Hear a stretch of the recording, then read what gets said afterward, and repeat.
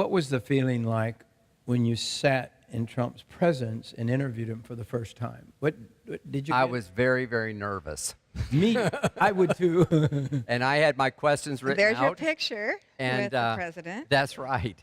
And you can see he's 6'3" and I'm 5'8". So I didn't really know He's if he a was tall, that big. big, I mean, on yeah. TV, you don't always have a perspective. And next to Alvita, he must be like, Even like this. yes, sir. Yes, sir. Yes. But I had interviewed him in a kind of a back, it wasn't really a green room, but, back at a convention center. Right. And CBN had interviewed him right before me. I wanted to get my questions right.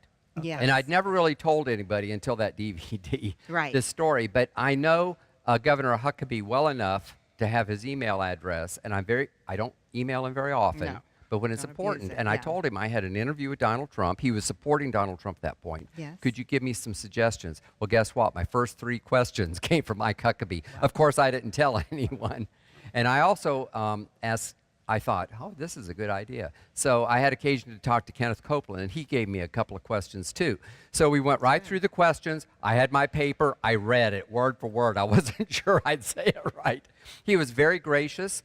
We recorded it. We did it as a podcast. People can go on charismapodcastnetwork.com and listen to it. And I had occasion to listen to it recently, and he was actually fairly soft-spoken. He seemed very sincere. He did not seem arrogant at all. I was a little bit surprised because, you see him on TV and at the rallies and everything else.